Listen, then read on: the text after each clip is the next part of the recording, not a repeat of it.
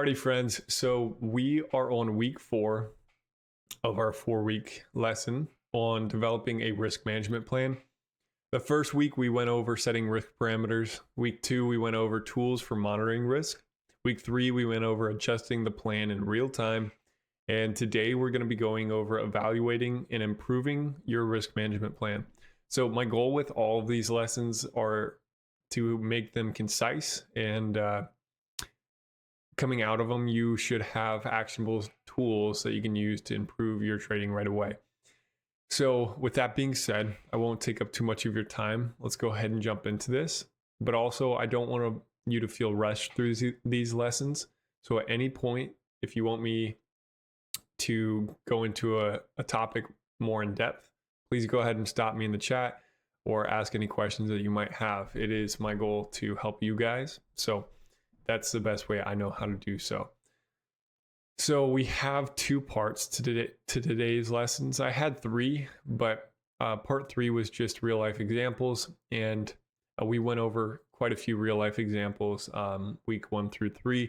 So I thought I'd keep it even shorter today. Part 1 is going to be going over reviewing and refining your risk management plan.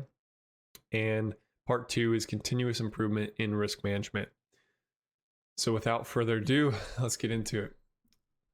Analyzing trading outcomes. So I have a quote to start us off by Ray Dalio. He is the manager of the biggest hedge fund in the world. Pretty well-known guy. He who lives by the crystal ball will eat shattered glass. Starting out with a heavy one. So risk management isn't about predicting the future, but about constantly reviewing your actions and adapting. You think about some of the most influential investors in the world, like Warren Buffett and others. They did not stick with one risk management plan since they were teenagers or early 20s and continue to hold those exact same values throughout their entire career. What they do is consistently optimize what their trading plan looks like depending on market conditions. And as we all know, market conditions are constantly changing and evolving. So I thought I'd get us started with that today. Part of today's lesson is really just a capstone of developing a risk management plan. We will continue to have lessons over the next coming months and years potentially, but this 4-week program was all about developing a plan. And so we're just going to be going over reviewing what that entails. So I have some actionable tools that I want you guys to pay attention to. So the review process to me is super important. At the end of each week or month, especially if you're just getting started, I recommend weekly or bi-weekly. Evaluate how your trades performed relative to your risk management plan. Analyze which trades exceeded or underperformed based on your original risk parameters. So for those of you who weren't with us in the first couple lessons, it is super important for us to come up with expectations for yourself in your risk management plan.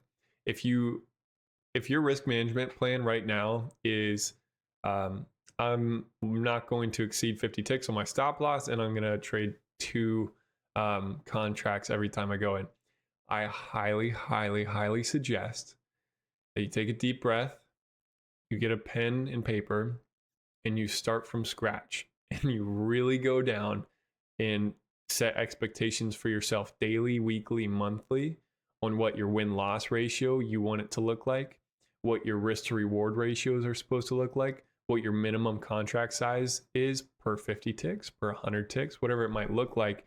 And depending on market volatility and what the VIX might be looking at or what geopolitical news is coming out. We know we have the debates tonight. That stuff can affect the stock market. So I highly recommend really personalizing your risk management portfolio, not only to your own finances, but to also your strategy in the market. Some of us want to play more aggressively and are willing to risk 5 to 10% of our account, which I don't recommend, but I understand when you're playing on a 25K eval, 5 to 10% can come very quickly depending on how many contracts you are trading. But aim for under 5% of your capital per trade. well under 5%. Anyway, moving forward. So some key metrics to track is your win rate, like we just went over, your average risk to reward ratio, and your maximum drawdown to determine how well your plan protected your capital. So again, this is about creating expectations and then comparing your performance to what those expectations, or rather what actually happened at the end of your trading week, or your trading in 2 weeks or 1 month, or whatever it might be. And not only will this help you set more realistic goals, which helps with the psychology aspect of what we're doing. We all know this is, if you're brand new to this, you may not realize how psychologically taxing trading can become. But for those of us who do, this is a really good way to help yourself, or help minimize stress in your trading career, just by coming up with realistic expectations for yourself. So if you don't feel like, let's say you have a little bit extra cash and you really don't feel like tracking all these analytics by yourself, I highly recommend TradeZilla. Some of you probably heard of it. Assuming many of you have, but it makes it super easy to just input. You can link it to your broker. It is very easy to figure out your win rate, your average risk to reward ratio, i.e. 2 to 1 or 3 to 1, and your maximal drawdown. And then oftentimes we'll find ourselves saying, we're going to hold, like we may think, if we're not tracking the analytics, that we are consistently going for 2 to 1 trades. But oftentimes what happens is, say you go into 2 contracts and you're shooting for a 2 to 1, you'll take profit a little bit early, and then you'll leave one runner. And even when you're coming up to that full 2 to 1, you may get out a little bit early. And so, but on the flip side, when you lose, you're holding on to that contract, or those 2 full contracts, until your stop loss hits. So that 2 to 1 really isn't a 2 to 1 anymore. And the more you do that, and if your risk or your win-loss ratio is 45%, 55%, you're really quickly going to find out that your risk management plan that you had going into this really isn't working out. So all of this to say is, you cannot manage what you are not measuring. So you have to measure these things in order to improve. Or you could just sit back and kind of, twiddle your thumbs and jump on the live sessions and just pay attention to what Jojo's saying and copy his trades. That could be all fine and dandy, and you can make good money doing that. But if you don't have a specific risk management plan for your portfolio and for your personalized finances, you're really not going to make much progress. And I can almost assure you of that. So if you really do want to focus on optimizing your improvement in your trading career, coming up with a risk management plan and clear expectations for yourself, and then continually working on those throughout time, that is going to be your fastest way to improvement in the stock market. Anyone who says differently, I would challenge that narrative. All right, moving on. Let's see if I missed anything in the chat. Used to be a Fed member. All right, moving on. Adjusting position sizing and risk parameters. So based on your analysis, adjust your position sizing for future trades. If you consistently face larger drawdowns than anticipated, consider reducing the percentage of capital risk per trade. I alluded to this earlier. Let's say that your risk management plan, because you're not tracking any analytics, you're like, yeah, I aim for 50 ticks every time. But optimally for your entries, maybe that you should be truly having a 65 tick stop loss, and you're holding to 50 every time. One, your win-loss ratio is going down because you're getting hit quicker. And potentially you're losing out on the actual risk to reward ratio of that. Maybe, and that's not the best way to put it. Let's say you are so focused on your drawdown being 50 ticks instead of focusing on adapting to market conditions, that you can often lose on trades that you could have won. And so adapting to the market conditions is super important, especially for your stop loss. So in more volatile times where the price action is moving quicker than usual or quicker than anticipated, I recommend maybe scaling down, taking a smaller capital percentage of your account and trading that. So instead of 3 cons, maybe you're trading 2 now, because things are looking a little hairier than you anticipated. Or maybe everything looks fine and dandy, but now you're tracking your analytics through TradeZilla or another, or maybe you're just doing it on pen and paper, and you find out that, oh man, like I'm actually moving my stop loss, to 60 ticks instead of 50 every time. And that's not what I anticipated my risk loss or risk to reward ratio to be. So now instead, moving forward, after you track that for a week or 2 weeks or a month, now you can look at it and say, oh, well, actually, I should be scaling down from 4 contracts to 3 because that's more risk than I wanted to take on. And that doesn't make sense for me to do. So again, all this to say, you cannot manage what you're not measuring. A practical tip I threw in there is, if something isn't working, make small incremental adjustments instead of overhauling your entire plan at once. This is a big thing I saw. I was working at a much bigger education center for traders previously. Many of you guys know me from there. And so often I would see people jumping on and trying to make a lot of money really quickly. We all know that's very common in this line of work. But more often than not, I would see people who would come up with risk management plans. I was also a risk management coach there as well. And they would really be focusing on specific, like really hard set rules in their risk management plan. And then it wouldn't work out for 2 weeks or whatever it might be. Instead of making adjustments on what isn't working and continuing to do what is working, they'd scrap the whole thing and say, hey, John, I'm no longer doing any of these accounts. I'm doing this account. And these are my new rules and I'm sticking to these rules. I'm like, well, okay, well, what if you just really start to focus on what is working and what isn't working and really split this stuff up and work on your weaknesses and improve on your strengths? So again, this is just practical experience that I've seen, not only in my own trading journey, but in lots of others as well, is focus on the small stuff, make small incremental changes, and you guys will see much, much better results than scrapping your plan and starting over. I know that's very basic, but unfortunately, if we're really not paying attention and we're keeping that stuff on a subconscious level, which your risk management plan should never be on a subconscious level, it happens more than you'd think.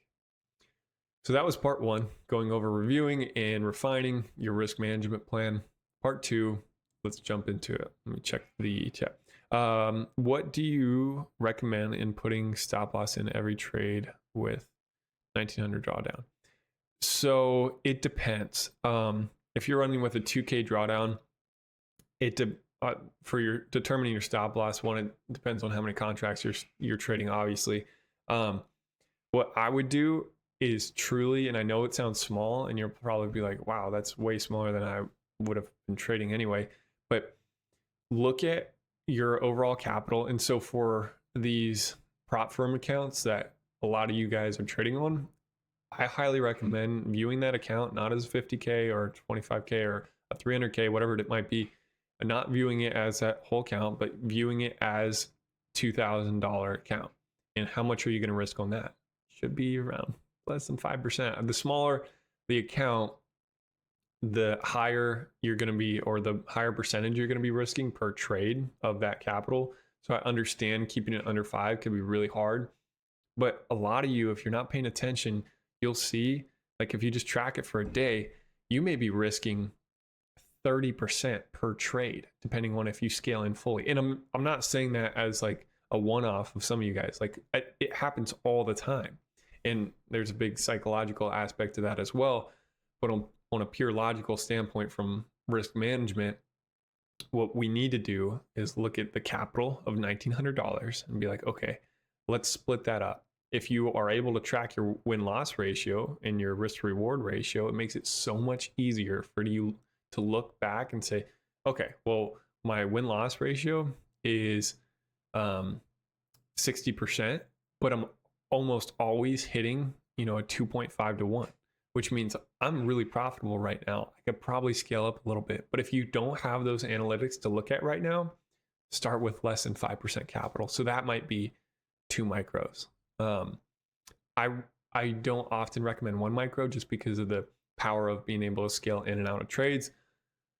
But nonetheless, you can DM me and we could talk a little bit more in depth about your personal trading plan.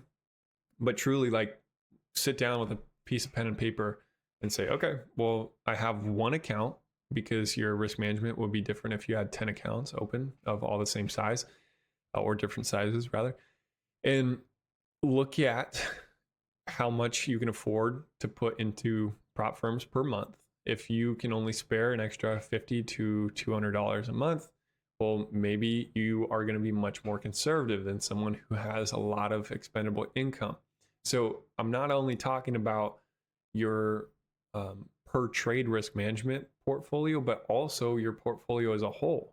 How much are you willing and able to offer to the market every month, or to your trading career, whether that's your subscriptions to TradingView and TradeZilla, if you want to get into that, which I highly recommend. Honestly, like, again, all that to say, you cannot manage what you cannot measure. So TradeZilla is a really powerful tool to be able to measure all this analytics that I'm talking about. But yeah, shoot me a DM. We'll get more into that. I don't mean to drag that on. Yep, no problem. Okay, so moving on into part 2. I'm going to try to keep this quickly. We're right on time, about 15 minutes. Continuous improvement in risk management. So learning from your mistakes is so important. So I started this section out with another quote.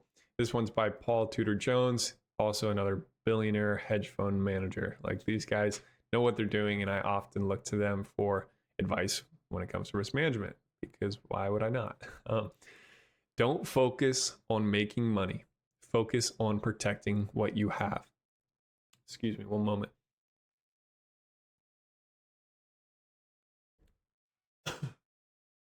Okay, so I'll say that one more time. Don't focus on making money. Focus on protecting what you have. The goal of risk management is to minimize losses, so each mistake is an opportunity for growth. So I know that doesn't, for some of us, that's not very intuitive. Like, well, the goal should be making money in the stock market. Yes, I'm well aware, and so is this billionaire hedge fund owner. Well aware. But here he is saying, don't focus on making the money, focus on protecting what you have. Another way to say that risk management should, no matter what trading strategy you have, or how aggressive or how conservative you want to be, your number one rule when it comes to trading in general, or any finances rather, should be risk management, protecting the capital you have. And then below that, it's like, okay, let's utilize the capital that I have to grow. Like, it makes sense when you start to break it down. And I know some of this sounds very fundamental and basic for a lot of us, but you think about some of the best athletes in the world. What are they better than everybody else at? It's the fundamentals. They are leagues ahead of the same fundamentals when it comes to basketball, blocking people out and shooting from multiple positions and getting rebounds. Their fundamentals are so much more developed than someone who plays high school basketball. And it makes sense. And it's the same thing when it comes to extremely successful people in the stock market. What are they really, really good at? Risk management. It's not like these guys, and you look at the S&P 500, like, if you make good money, even if it's from a W-2 and you're not trading, and you just invest in S&P 500 and you get 8% return over the next 60 years, you will be extremely wealthy if you're investing a good amount of money into that. It's the same thing with these guys. With hedge funds, especially of massive sizes, you do see them make pretty good returns, but on average, they're not making, like, maybe some of the best hedge funds, and depending on years, obviously, but I would guess for the most part, they're not clearing 15% annually. But that's not their goal. It's to protect what they have and continue to use that capital to grow. Like, that's the whole game that we're trying to play here, is consistency over time is how we really build wealth. Okay, moving on. Refinement strategy. After identifying mistakes or unforeseen market changes, refine your plan. For example, if stop losses were too tight during volatile conditions, consider giving trades more room to breathe in the future. So again, I have more points on this. I'm just going to touch over it briefly. Market changes all the time depending on news. So pay attention to the news first and foremost. We have real JB, one of our moderators, is so good about keeping you guys up to date on the news. It's under the exclusive members channel, or tab rather, and it's market news. I'll put it in the chat. If you guys aren't paying attention to it, what are you doing, really? But so I'll pay attention to what JB is putting out. Me and Jojo and JB on our text thread as well, going a little bit more in depth to market news. And then I'll also, every single morning when I wake up, I'll jump on the computer, and after I'm done taking my cold shower or whatever it is, I'll look and just type into Bing, usually separate browsers like Bing and Google, or Bing and Microsoft, or Microsoft and Google, whatever it might be, and type in recent market news, geopolitical news, like whatever it is, just so I'm up to date. There's really good newsletters and subscriptions. I have a couple I could shoot out to you guys. But this is what I'm trying to focus on you guys, is zero cost tools to improve your trading. So use the internet. It's so important to pay attention to what's going on. So moving on with that, but because I'll finish that point coming up here shortly. So that last section I had was, for example, if stop losses were too tight during volatile conditions, consider giving trades more room to breathe in the future. Super important to pay attention to what's changing in the market and adjusting your risk parameters in consequence of those changing market conditions. So keeping up with market changes, to move on from that point. Importance. So markets evolve, and so should your risk management practices. What worked in a low volatility environment may not be effective in a high volatility one. Continuously assess how your external factors, like market trends, economic reports, and geopolitical events affect your risk strategy. So just like what I was talking about, your contract size and risk parameters on a low volatility, no news day may have to shift, and I would reach as far as to say will have to shift to a high volatility trading day. Maybe scale down and widen that stop loss. I'm not saying not to trade at all when the market is showing a little bit more high volatility and price action is different than on no news days. But what I am saying is to adjust your risk parameters in accordance to those market changes.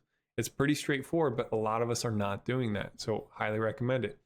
A practical tip for that: set aside, set aside time monthly to reassess your risk parameters and overall strategy to ensure it aligns with current market conditions.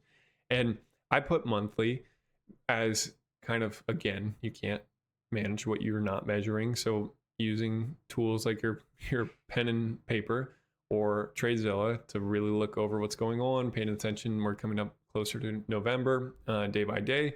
So things will change, but also you have to pay attention on the daily level. The same way that we go to chart out different levels in the market from 1 minute to the 4 hour or even larger into the daily and weekly timeframes, you should be doing the same thing for your risk management parameters and paying attention to what volatilities look like over the month, but also going down to the daily and really adjusting your risk parameters based on those market conditions.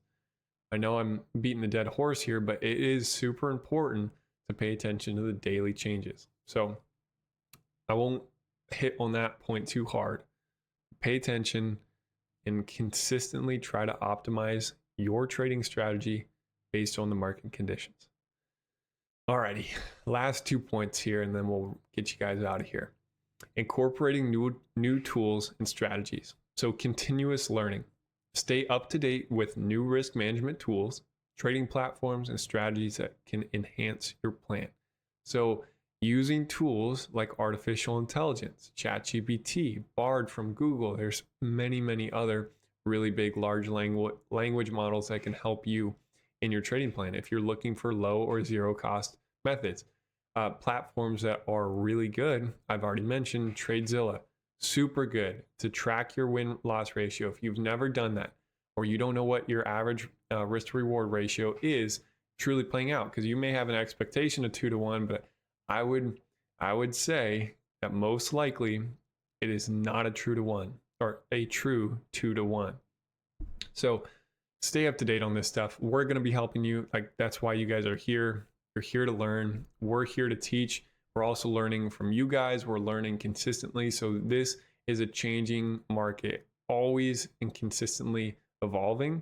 So we will do our best to help push out, but you guys should also be paying attention, seeing what tools are really working for you, telling other people in the community that, hey, I tried this platform or this platform, but I really found TradeZilla is the one to go with, and stuff like that. And the more we collaborate, the better we're going to be as a community, the better we're going to be individually, and we could take all the great things that happen from there and apply it to the rest of our lives.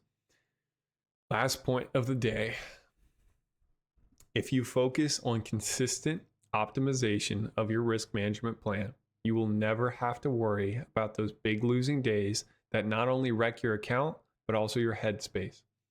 I know that sounds pretty cliche, pretty straightforward.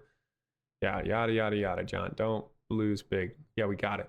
Well, the reason I say that is because, and I tell everybody, literally everybody, I tell you guys in my classes, and I tell people that don't know what day trading is, and I tell my grandmother, I think, and I will stand on, I will die on this stand, that the psychological aspect to day trading is more important than the technical knowledge than day trading. So when I say that, obviously your strategy in knowing how to read the market conditions is super important. We know that to be true. But even if you have the best trading strategy in the world and your risk management plan is perfect, if you do not have the mental vigor to follow through on that, if you do not have the discipline to follow through on that plan, it doesn't matter what the plan is. It really does not. So the reason I put in, if you are consistently optimizing your risk management plan, you will not have to worry about those big losing days and wrecking your account, because those big losing days play such a heavy role on the psychological factors at play here, that even though that big losing day may not be big on your financial risk management plan or your financials in general, what it can have a severe effect on is your mental space. So that's why I put it in. If you guys are consistently optimizing, having the discipline on focusing on your risk management plan, that psychological aspect will become smaller and smaller, and you can really just focus on what you know to be true and continue to optimize that. So that's all I have for you guys today. Hopefully this wasn't too boring. I aim to make these lessons concise and give you guys something that you can run with immediately. And maybe it's just a reminder for some of us, and maybe it's brand new to others. So I appreciate you guys being here. If you guys have any questions, shoot them out to me in the chat. If not, you're free to go. And I appreciate you guys joining up. Make sure to work out, eat healthy, reach for that organic option, and drink lots of water. Focus on your sleep. Focus on your relationships. Go tell your loved ones that you love them. Go brush your teeth. Your oral health is oh so important. Gut microbiome, all these things have such a massive impact on your life in general. They will bleed into your trading. I can promise you that. Okay, I only take Joe trades, but get my entry 5 points different sometimes. So 20 tick. That I move my stop loss to match Joe's and take a big loss. What do you think I should do? If you're able to, try to pay really close attention to what he's doing. But I know there's lag. Maybe it's in your broker. Maybe it's in the Discord. Like, that information is not going to be exactly true in real time. And I understand that. So what I would recommend doing is lessening that trade, or lessening your position size and widening that stop loss. If you know that and it sounds like you do know that, oftentimes you may find that you are 20 ticks away, or even if it's 5 ticks away, that could be enough to get you stopped out. And then you watch everybody else make a really nice play and you're like, oh my gosh, another one I lost. Just take off a micro and widen that stop loss a little bit. It's pretty simple, but like, these little things will help you miles in the long run, because I don't know if you've read the book Atomic Habits by James Clear. Highly recommend it if you have not, but he talks about getting 1% better every day versus if you're not getting better every day, you'll be 36 and a half times better than you were 1 year later versus if you haven't improved at all daily, then you're just going to be exactly where you were last year. So those small changes will make a massive impact over the larger time frames to tie it into our trading markets. So hopefully that makes sense. Let me know if it didn't, Brandon. Thank you, John. Good to see you. It has been a while. Yeah, it's been too long. Thank you. I appreciate you joining up. I really do appreciate you guys being here. And any feedback is super beneficial to me. So if you guys are saying you should touch on this point a little bit more, or you should speed up through this part, I really don't care. Whatever it is, I really appreciate you guys' feedback. Well, cool, guys. I appreciate you guys joining up. It sounds like that's all the questions we have today. You can always reach me in my DMs on the Discord. Reach out to me first. I'm sure as this community grows, you will start to see fake accounts from me and Jojo and other admins. So just be wary of that. Reach out to me first. You can just hover over my name and you'll see that I'm an administrator on the Eternal Exchange page, and that's how you'll know it's really me. Anyone else, it's not a real account. So reach out to me. I will be more than happy to help you with your risk management plan, your overall health and fitness, your mental space, your psychological health, your spiritual health, whatever it is. I'm here to help you guys get better. So, and you guys are helping me get better in the process. So appreciate you guys a ton. And like I said earlier, go drink water, go work out, go tell your loved ones that you love them, and do the hard thing. Appreciate you guys. Peace.